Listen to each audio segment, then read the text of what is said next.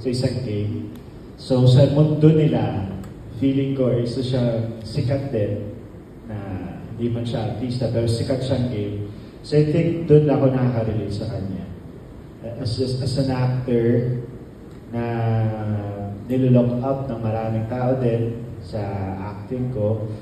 Pero tulad ni Lance Lashley, parang ano din ako I'm not sure din kung dapat ba ako may look up. Parang may ganun parang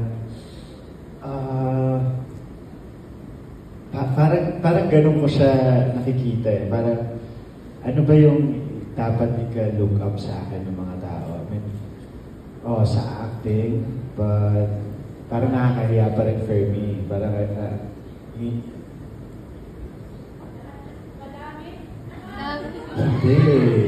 Parang ako lang, kasi kilala ko yung sarili ko bilang Joshua. So parang every time na sinusuportahan niyo ako, every time na may mga shows ako, parang ano yung nakikita niyo sa akin? Bakit may lang mga question ko. Pero syempre, na-appreciate yung supporta niyo. Ganun din si Lance Lashley. Base dun sa nag-dub ko, nakita kong scene niya. Kasi hindi ko pa napanood yung Inside Out But, nakakapanood ako ng mga clips niya.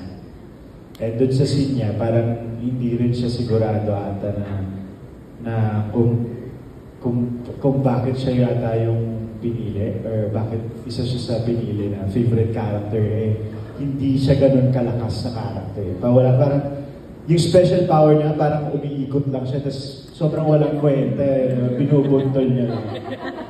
Pero laki ng espada niya, di ba? So ayun, feeling ko doon,